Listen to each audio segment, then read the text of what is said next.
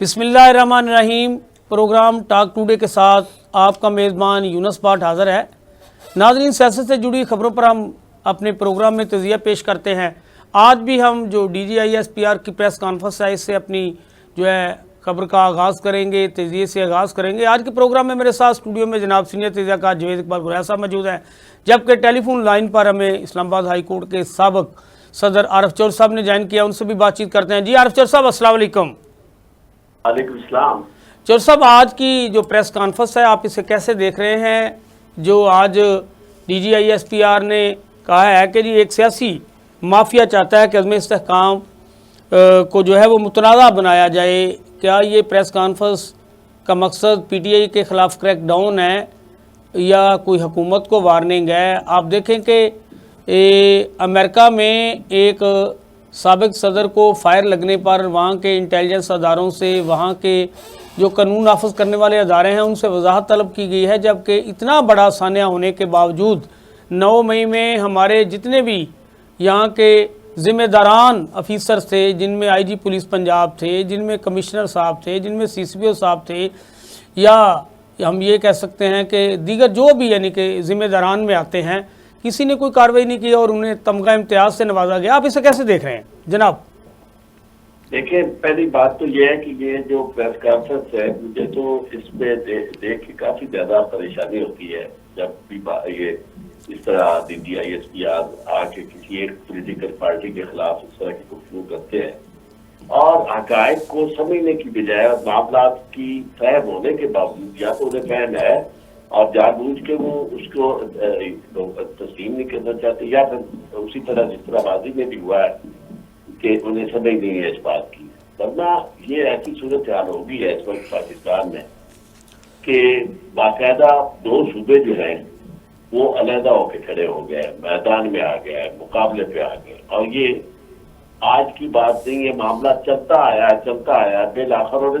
یعنی اس کو ہوا دینے والے جو تھے وہ خود وہی ادارے تھے جنہیں چاہیے یہ تھا کہ ان کے ساتھ ڈائلاگ ہوتا، اور ان کے ساتھ ڈائلاگ سے زیادہ اصل بات تھی کہ سیاسی استحکام ہوتا اور پاکستان کے اندر لوگوں کے منتخب نمائندے جو ہیں، صحیح معنوں میں منتخب نمائندے، ان کے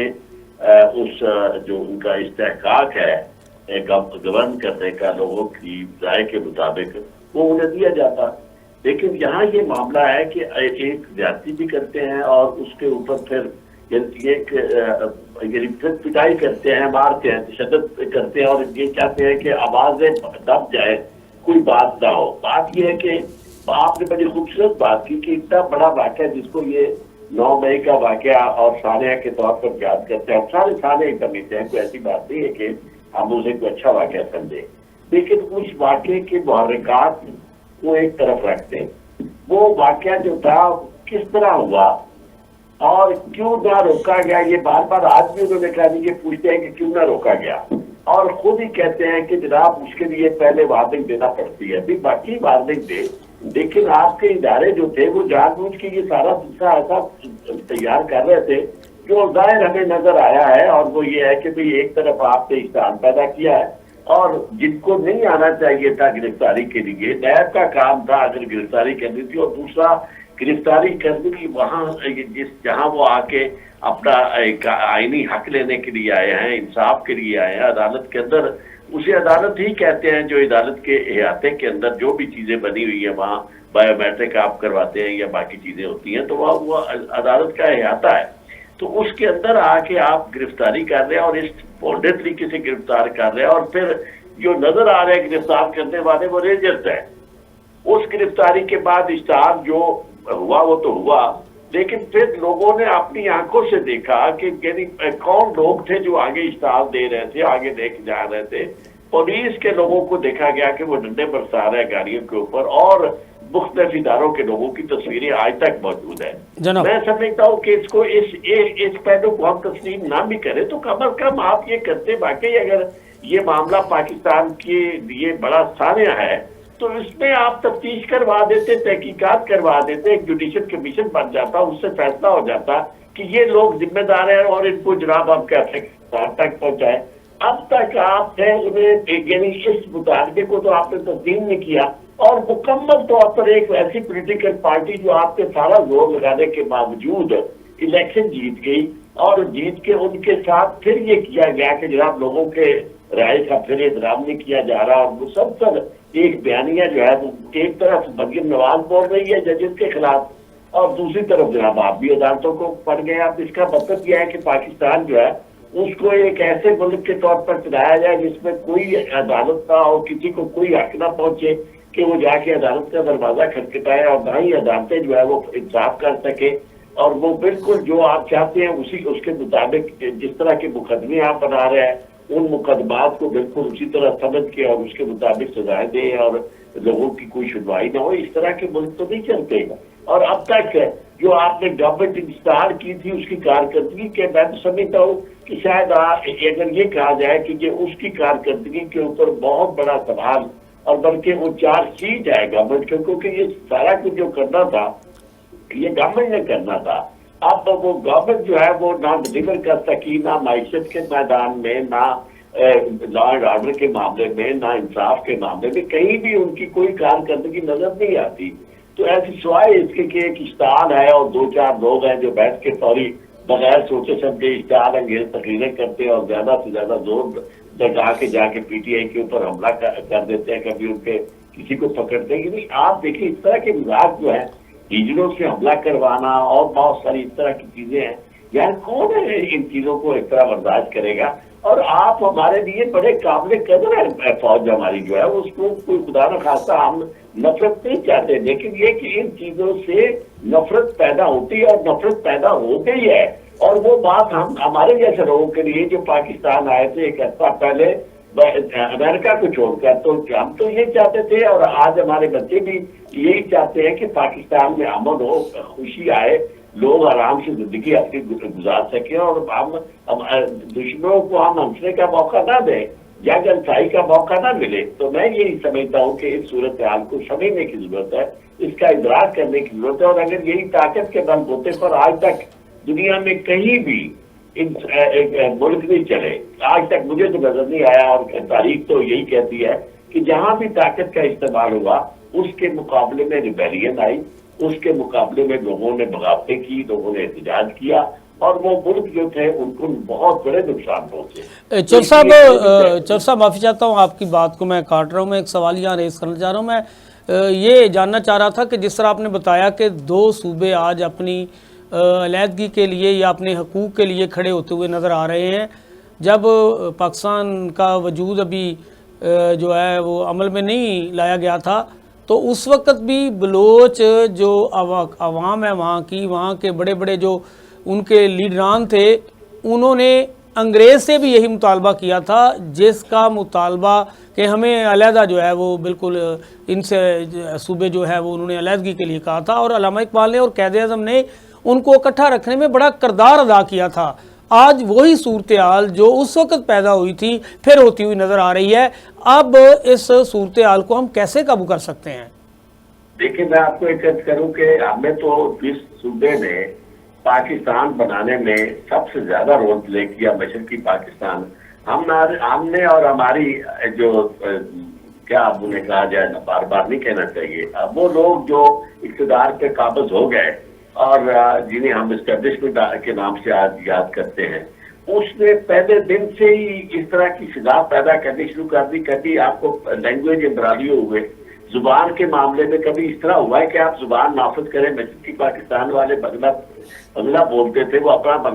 بنگلہ چاہتے تھے کہ ان کی بنگالی زبان جو ہے اس کو سرکاری زبان سمجھا جائے۔ آپ نے جا کے وہاں ان کے اوپر نافذ کر دی کہ جناب نہیں آپ بھی اردو بولیں گے، اور اسی طرح آپ نے پھر جھگڑے ہوئے، لڑائیاں ہوئی، اور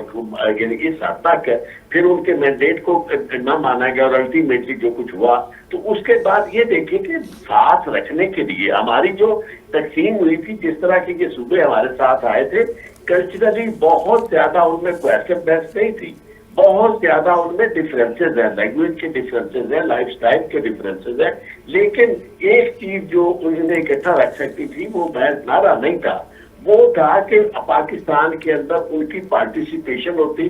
انہیں بنیادی انسانی حقوق ملتے. آپ دیکھیں ایک بات بڑی بنیادی ہے کہ جو لوگ امریکہ جاتے ہیں، برطانیہ جاتے ہیں، وہ وہاں پیدا نہیں ہوئے ہوتے بلکہ دنیا کے دوسرے ملکوں میں پیدا ہو کر بڑے ہو کر وہاں جا کے انہیں شہریت جب ملتی ہے تو وہ سجدہ ریز ہو جاتے ہیں اس زمین پر. اس کی وجہ یہ ہے کہ وہ فیل کرتے ہیں کہ آج ہم سیکیور ہو گئے، ہماری زندگی جو ہے اس میں ایک خاص ہمیں یعنی مل گئی ہے، تحفظ مل گیا ہے، ہمیں اپنی روزگار کا تحفظ ہے، ہمیں اپنی عزت نفس کا تحفظ ہے، ہمیں یعنی فریڈم آف موومنٹ ہے، فریڈم آف ایکسپریشن ہے. اور کبھی بھی دھرتی محض مٹی کا نام یا وہ سرزمین جو ہوتی ہے اسے نہیں سمجھا جاتا. وہ وہاں رہنے والے لوگ جو ہیں وہ میٹر کرتے ہیں، اور انہی کا معاہدہ عمرانی جو ہوتا ہے جس کے نتیجے میں ان پہ حکومتیں آتی ہیں اور وہ انتخابات کے ذریعے اپنے لوگوں کو چنتے ہیں. تو جب آپ لوگوں کو دور کرتے جائیں، آپ ایک بات ذہن میں رکھیں، جب مارنگ آئی ہے یہاں تو اس وقت یقین مانے میرا دل خوف پریشانی میں بالکل لہوان تھا کہ جب میں دیکھ رہا تھا کہ آپ بچوں کو، بڑھیا عورتوں کو، کسی کو معاف نہیں کر رہے. یار آپ کی یہ جو آپ کی کیپٹل کی پولیس تھی، رات کے وقت وہ کیا لے رہے تھے، اور ان کے اوپر پانی آپ ٹھنڈا پھینک رہے تھے، ان کو مار رہے تھے، ان کو بچوں کو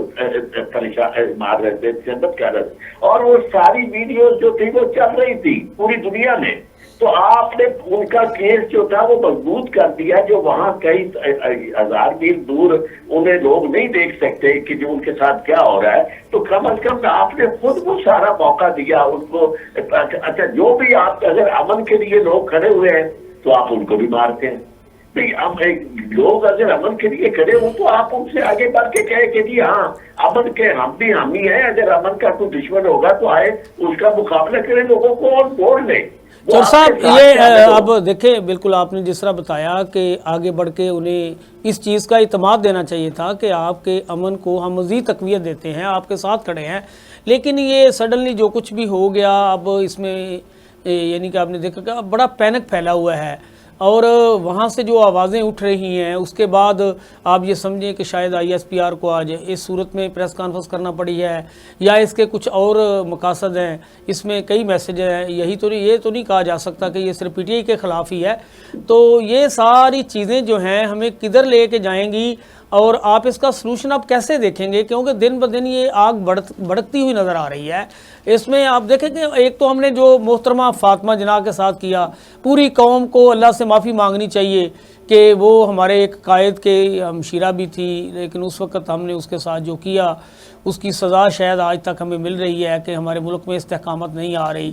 سیاستدانوں کو جو کردار ادا کرنا چاہیے وہ بھی کردار ادا نہیں کر رہے. جو ہماری مقتدرہ ہے اسے بھی اپنا جو ہونا چاہیے. یہ بڑے اب آپ کے سامنے جس طرح بتایا کہ بڑے ڈیفرنس پیدا ہو گئے ہیں. تو آپ سینئر آدمی ہیں، آپ نے حالات کا اتار چڑھاؤ دیکھا، مسائل دیکھے،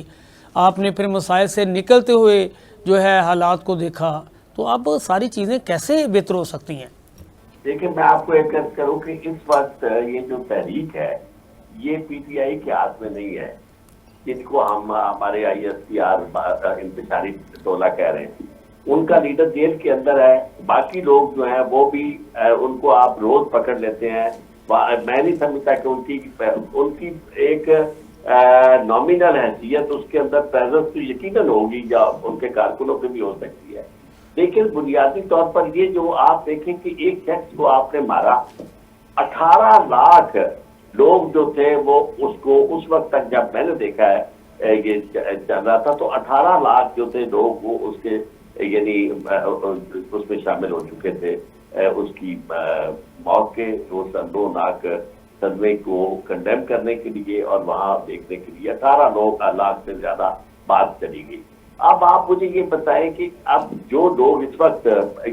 ان کا کوئی تعلق PTI سے نہیں ہے، یہ لوگ جو وہاں بلوچستان میں تحریک چلا رہے ہیں جی وہ تو پرامن آج مساجد میں اعلان کیے گئے کہ امن کے لیے نکلیں، ہم دہشت گردی کے بھی خلاف ہیں انہوں نے تو کہا، اور ہم اس جو آپریشن ہے اس کے بھی خلاف ہیں. تو وہ تو ایک پازیٹیو سوچ لے کے نکلے تھے، آپ ٹھیک کہہ رہے ہیں. اور اس کے بعد اچانک سے ان پر فائرنگ، بہت سے سوالات کو آپ ایک اور بات میں آپ کو ایک عرض کروں، آپ سے کروں کہ بھئی آپ یہ الیکشن اچھا معافی چاہتے ہیں، پھر ان کے ہاتھ میں سفید جھنڈے تھے، کسی پارٹی کا جھنڈا بھی نہیں تھا.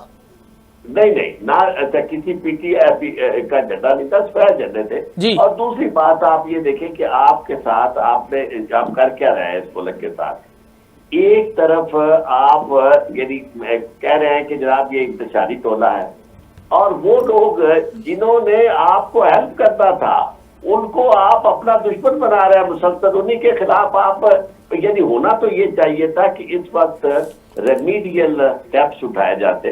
गवर्नमेंट को कहा जाता कि अकल के नाखन लो, यानी वहां एक तशद्दुद आपने किया है, उसके तशद्दुद के नतीजे में लोग एहतजाज मजीद कर रहे हैं। तो उन्होंने अपना पख्तूनिस्तान का झंडा, ये हमारी आंखों ने ये भी देखना था, और जो सुनते आए थे कि ऐसा भी हो सकता है, वो आजाद पख्तूनिस्तान का झंडा उन्होंने लहराया। और उसके बाद आप एक ऐसी पॉलिटिकल पार्टी जो आपके सिस्टम के अंदर रहते हुए मुतालबा कर रही है कि भी मेरा इस्तेहकाक मुझे दो, मेरा राइट है, मैंने वोट के जरिए मैं जीता हूँ, मेरी पार्टी जीती है, मुझे गवर्नमेंट बनाने का मौका दो, तो आप उनके खिलाफ जाके दावा बोलते हैं। जाके रऊफ हसन जैसा बंदा जो है उसको आप पकड़ लेते हैं, गिरफ्तार कर लेते हैं और उनके दफ्तर पे जाके छापे मारते हैं। अच्छा, माफी चाहता हूँ जब साहब, रऊफ हसन की बात की, यहाँ मुझे फिर आपका मैं साथ चाहता हूँ कि साथ ही जवाब ले लिया जाए।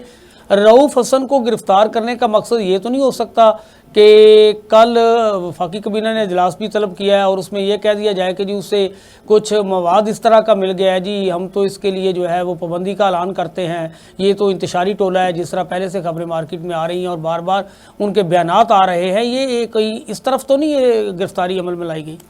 ये बिल्कुल आपकी बात जो है वो दुरुस्त है, ऐसा ही होगा। उसकी वजह यह है कि अचानक यानी ये बात कह देना कि जनाब वहां से ऐसा मवाद जो है हमें पता चला है कि जो है प्रोपेगेंडा जो है वो रियासत दुश्मन प्रोपेगेंडा और इस्लाम प्रोपेगेंडा किया जा रहा है। बात यह है कि एक सियासी पार्टी जिसने आज तक पाकिस्तान की दुश्मनी तो नहीं की, उसका जो लीडर है वो पाकिस्तान का इतना बड़ा खैर खा है कि शायद कोई दूसरा ना हो, तो इतनी बड़ी तकलीफ उठा के भी उनके जेल में आज भी पड़ा है, लेकिन कोई एक काल उसने नहीं दी कि आओ उठो और जनाब मतलब है कि मेरी रिहाई के लिए ऐसी तहरीक चला दो या तहस नहस कर दो, कोई ऐसी तो उसने आवाज नहीं दी। तो बात यह है कि ये बिल्कुल प्लानिंग इसी तरह की है, क्योंकि ये जो आप देखें साथ आलम जैसे लोग अगर वजीर इत्तलात होंगे और इस तरह के लोग आके पाकिस्तान की क़यादत कर रहे होंगे, हुकूमत को के तर्जमान होंगे, तो बाकी क्या है। अच्छा, माफी चाहते हैं चौर साहब, अगर यही जो ज़ाहिर एक यानी कि ऑब्जर्वेशन है आपका भी, एक यानी कि इस पे ख्याल है कि ऐसा हो सकता है, अगर ऐसा हो जाता है, पाबंदी का कल वफाकी कबीना कह देती है, तो फिर सुप्रीम कोर्ट का इसमें क्या रोल होगा, अदलिया के रोल के साथ वकला का क्या रोल होगा, क्या वकला कोई तहरीक चलाएंगे? देखिए मैं आपको एक अर्ज करूं, तहरीक सबसे पहली बात तो ये है कि ये चूंकि इसको फौरी तौर पर जब ये तैयार करेंगे तो ये रेफरेंस इन्हें काबीना की मंजूरी के बाद भेजना होगा सुप्रीम कोर्ट के अंदर। अब फिर सुप्रीम कोर्ट जो है वो अपना उसको एक बहुत बड़ा बेंच, मेरे ख्याल इसमें तब्दीली वाले मामले में तो फुल कोर्ट ही होगी, और फुल कोर्ट शायद इतनी जल्दी तो ना बैठ सके, काफी सारे मसाइल होंगे। लेकिन एक बात मैं आपको एक अर्ज करूं कि ये जो फसाद इससे खड़ा होगा, थोड़ी बहुत जो यानी अभी चल रही थी बात कि कभी स्टॉक एक्सचेंज बेहतर हो जाती थी, कभी कुछ इस तरह की चीजें लोगों को उम्मीदें लग जाती थी कि शायद ये इस फैसले की वजह से बहुत ज्यादा बेहतरी की उम्मीद लोगों को नजर आई कि पाकिस्तान में चलो इंसाफ होने लगा है। एक तरफ 8 जज साहबान जो है उन्होंने कम अज कम ये किया कि भाई जिसका हक था उसको दिया, उससे जो उम्मीदें बनती जा रही थी वो उम्मीदें दम तोड़ जाएंगी। और दूसरी जहां आपने कहा कि तहरीक तो देखेंगे आप मामला हर शख्स जो है वो तहरीक बन गया है। आप देखें कि कोई शख्स जिसको आप कितने लोग हैं जो गवर्नमेंट से और उनकी चीरा दस्तियों से महफूज हो, और हर शख्स के घर में डाका पड़ा हुआ है, और वो डाका क्या है कि बिजली के बिलों के रूप में, सुई गैस के बिलों की, और यानी उनकी, और जो उनके ऊपर खाने पीने की अशिया तक जो है वो मुयस्सर नहीं है, पानी नहीं है। अच्छा चल साहब, बानी पीटीआई ने कहा है कि मेरे केसेस जितने भी हैं, मेरी बेगम समेत जो काजी साहब हैं वो इसको जो है वो नहीं सुने, انہوں نے اس کے لیے ایک باقاعدہ آج باضابطہ طور پہ سنا ہے کہ درخواست بھی دائر کر دیا ہے. تو اب قاضی صاحب کا کیا فیصلہ ہوگا؟ کیا وہ خود کو دستبردار کر لیں گے ان کے کیسز سے، یا وہ کیس سنتے رہیں گے؟ اگر سنتے رہیں گے تو پھر کیا ہوگا؟ دیکھیں میں آپ کو ایک عرض کروں کہ قاضی صاحب جو ہے ان کے بارے میں یہ بات صرف آج انہوں نے نہیں کی، اس سے پہلے یہ فیصلہ ہو چکا ہے. جسٹس گلزار صاحب کی سربراہی میں لارجر بینچ تھا جنہوں نے یہ فیصلہ کیا تھا کہ بھئی یہ جو قاضی صاحب ہیں وہ کوئی بھی کیس جو ہے عمران خان کا یا اس کا تحریک انصاف کا وہ نہیں سنیں گے، کیونکہ وہ براہ راست ان کی آپس میں پرخاش ہے جناب. اور وہ دوست ریفرنس کی وجہ سے. لیکن اس کے باوجود قاضی صاحب اب ڈٹ کے بیٹھتے ہیں اور وہ اس بات کی پرواہ نہیں کر رہے. انہیں کسی چیز کی، آپ دیکھیں ان کے سامنے یہ جو تھا اعتراض کیا پی ٹی آئی کے ایک وکیل صاحب جو اسکندر راجہ صاحب تھے، جو راجہ اسکندر صاحب جی، کھڑے ہو کے انہوں نے یہ کہا کہ جناب آپ نہ ہمارے کیس سنیں، آپ کے بارے میں فیصلہ موجود ہے. انہوں نے کافی دیر روک کے اچھا اور کہو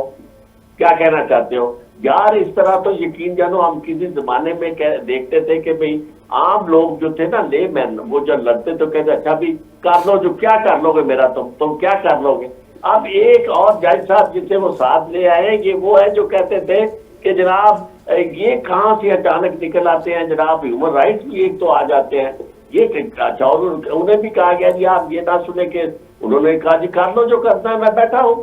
تو یار اس طرح سپریم کورٹ کا بھی آئین اور قانون کیا کہتا ہے اس کے بارے؟ جب کوئی آئین اور قانون دیکھیں نا، میں آپ کو ایک کروں کہ جسٹس کی تعریف یہ کی گئی ہے کہ انصاف نہ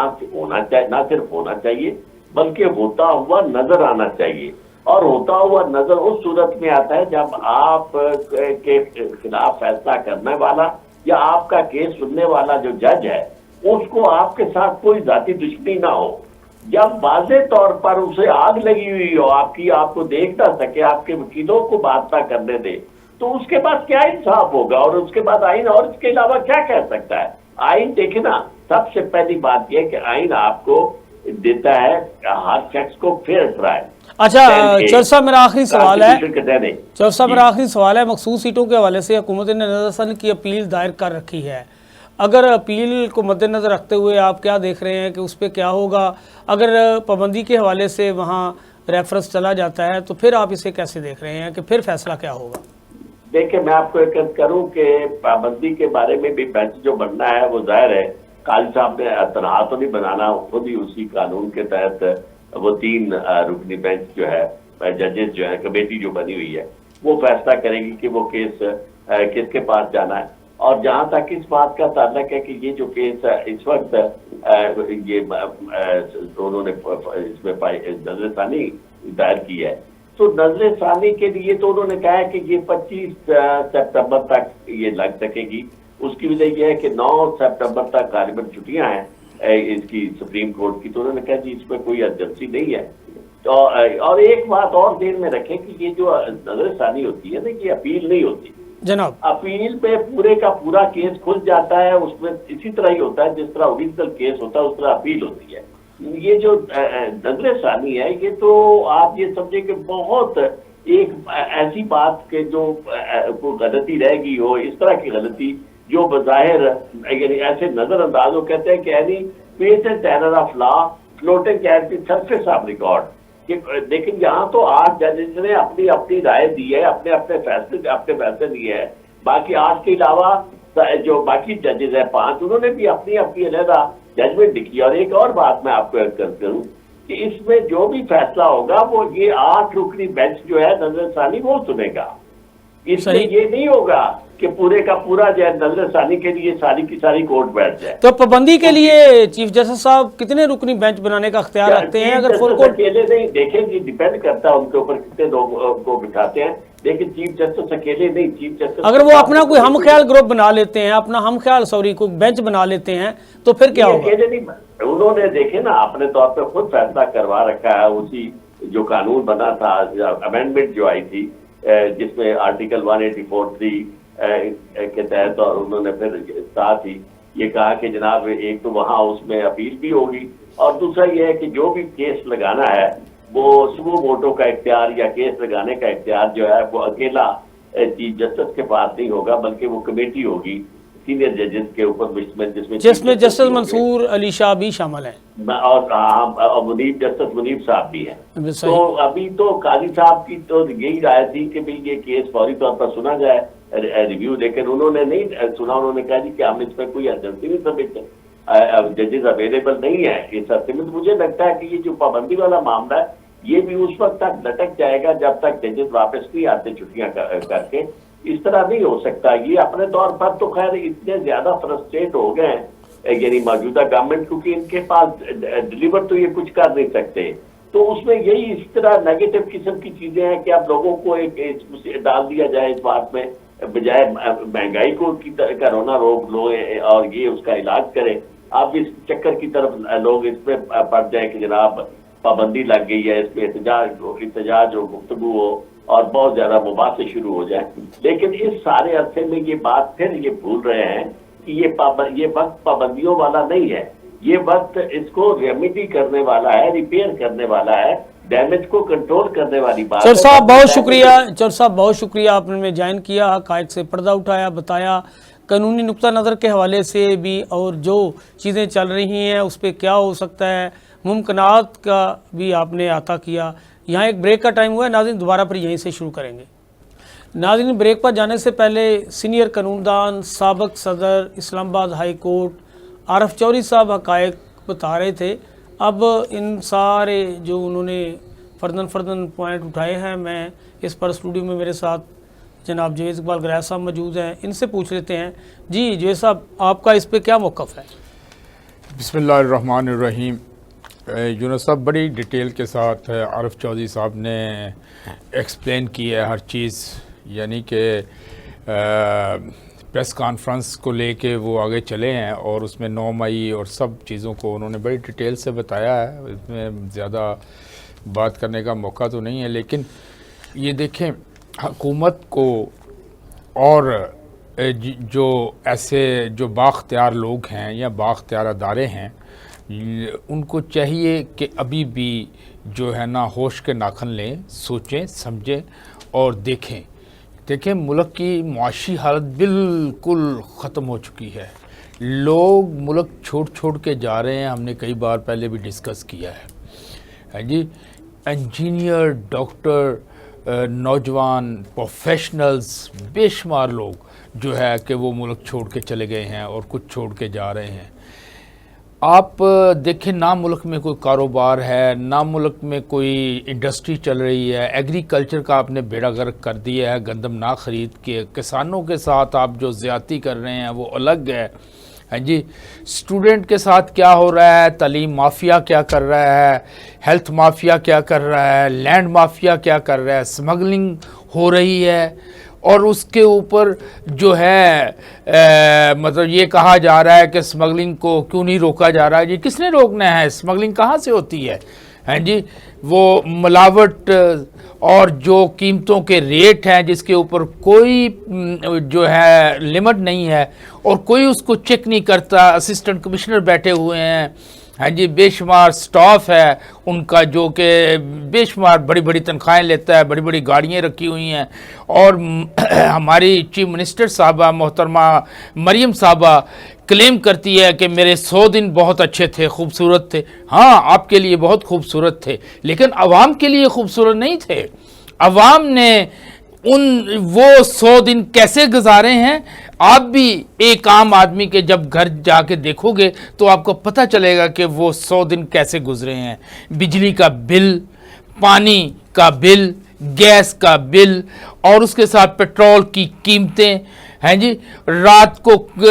آپ دیکھیں سبزیوں کے کیا ریٹ ہیں، آپ چکن کے ریٹ، گوشت کے ریٹ کو تو چھوڑیں،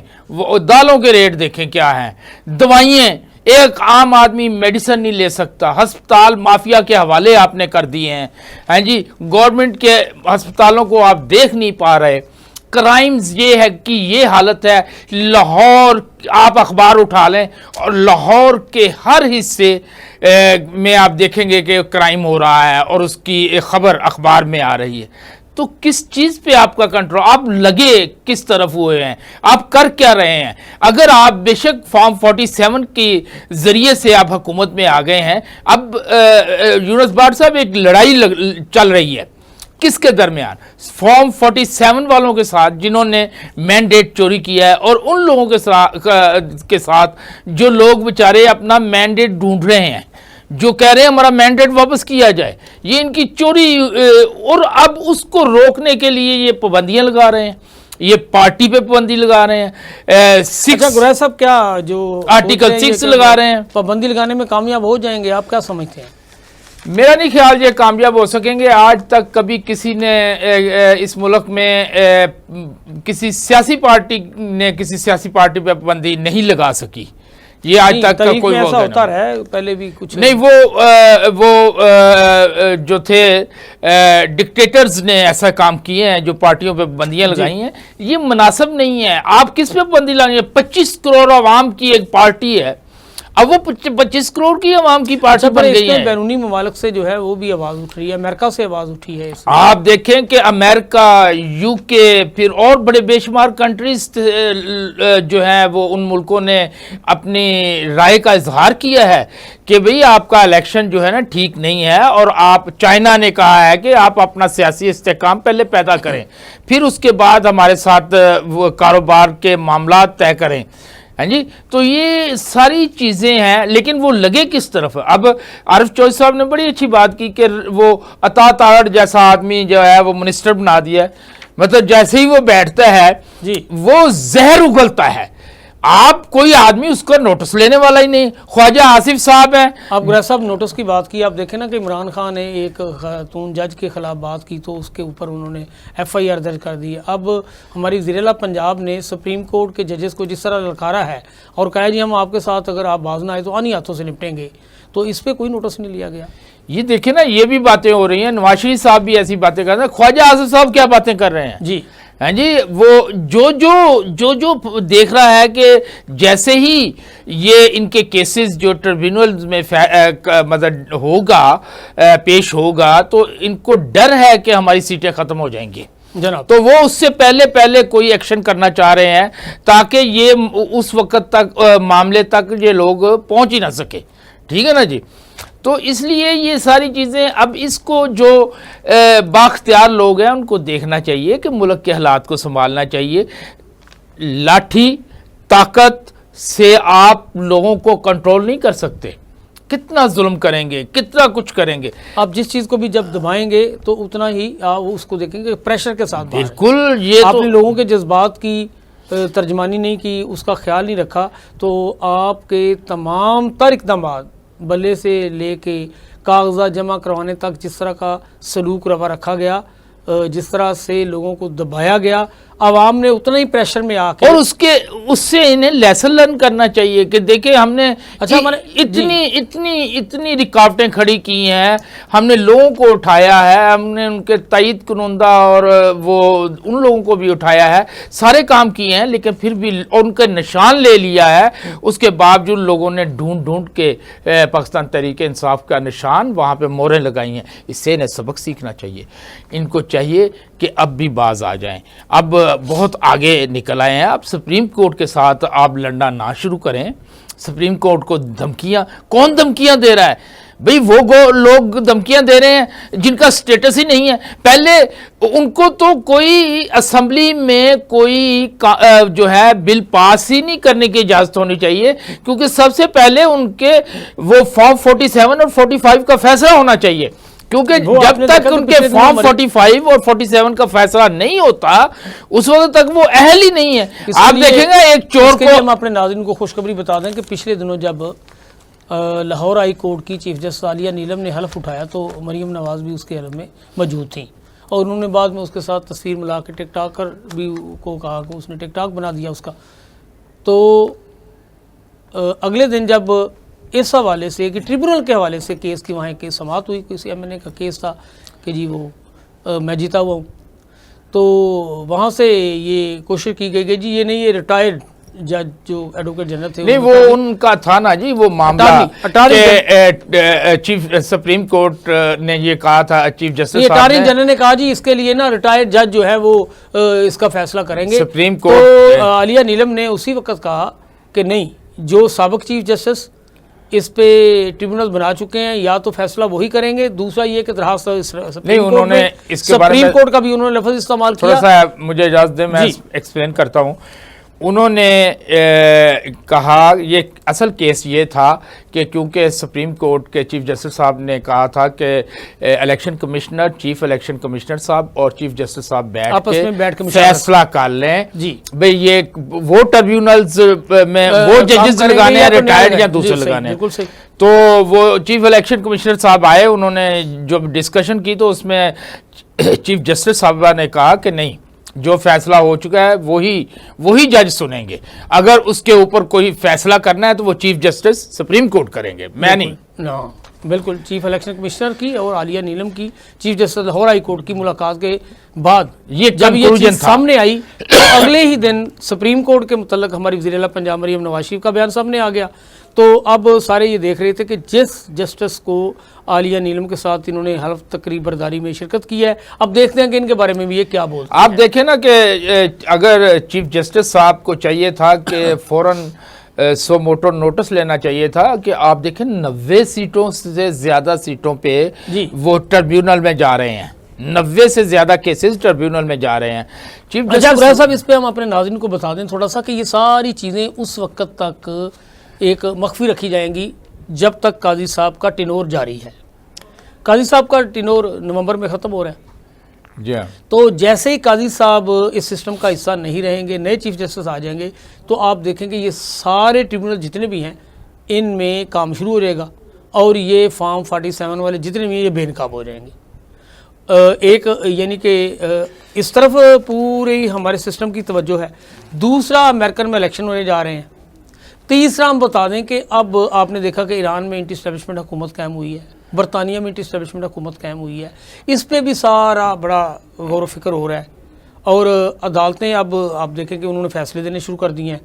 आज की प्रेस कॉन्फ्रेंस के मुताबिक ये भी कहा जा रहा है कि अदलिया को भी इसमें कुछ मैसेज दिया गया है, उसको कुछ एग्जैक्टली आप देखें कि वो जो प्रेस कॉन्फ्रेंस है उसमें आप उसके जितने भी हिस्से हैं उसको अगर गौर से देखें तो कई लोगों को मैसेज है कि उसमें मैसेज दिया, लेकिन ये इनको चाहिए था कि ये इस तरह की प्रेस कॉन्फ्रेंस नहीं करनी चाहिए। और साहब, मैं हमेशा एक बात करता हूँ कि अब पाकिस्तान की आवाम को बेवकूफ़ नहीं बनाया जा सकता।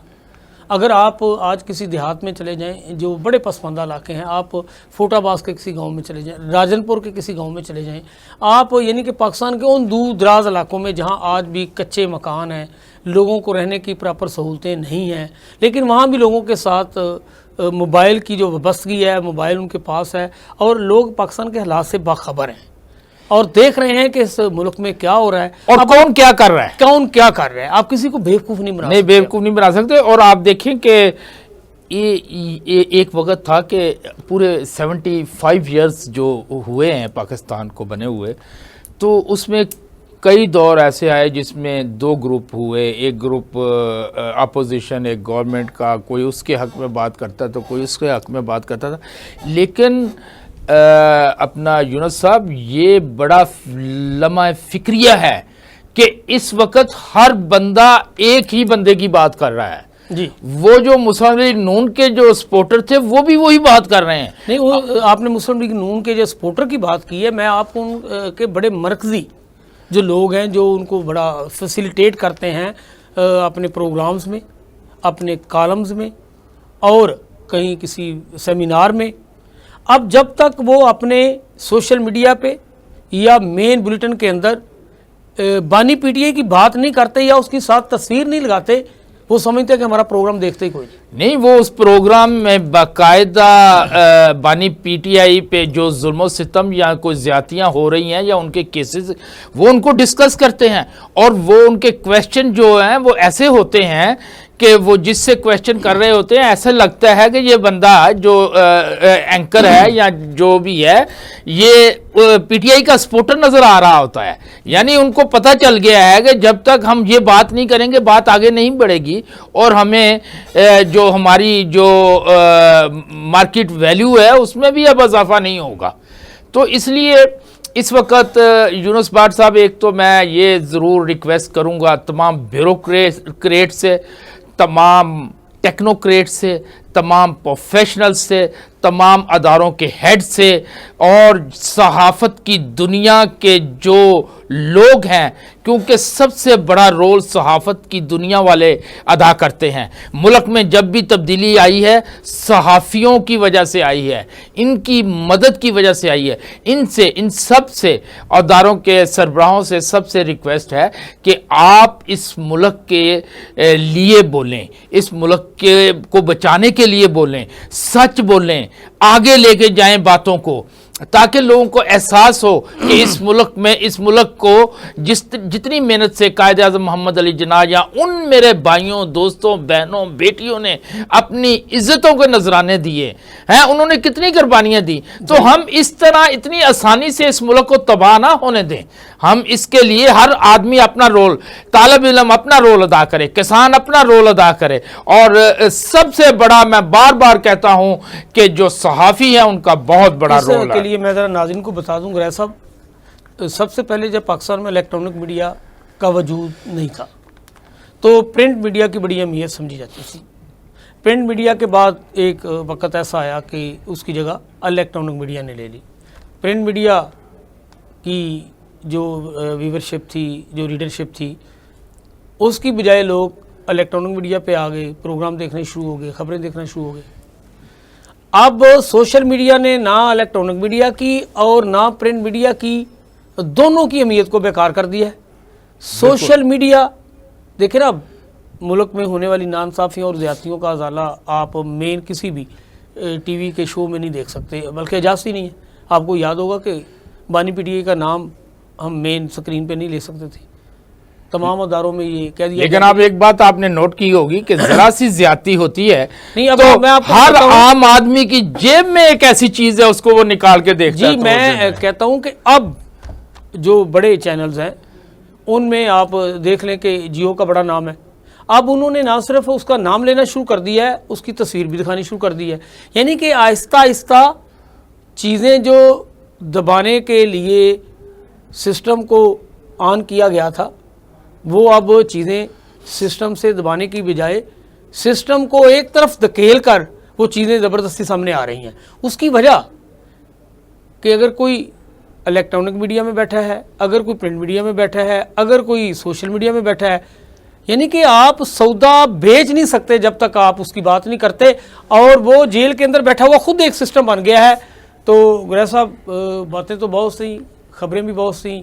تو ناظرین آپ کو ہم نے جو آج کی ISPR کی پریس کانفرنس تھی اس کے جو محرکات تھے، اس کے جو مقاصد تھے، اپنی اپنی رائے کے مطابق بتایا ہے کہ کیا کیا ہو سکتا ہے. جوید اقبال گریز صاحب نے بھی اس پہ بات کی، عارف چودھری صاحب نے بھی اس پہ بات کی. تو اس کے ساتھ ہی آج کے پروگرام سے اپنے میزبان یونس بٹ اور جوید اقبال گریز صاحب کو اجازت دیجیے. اللہ نے کے بعد.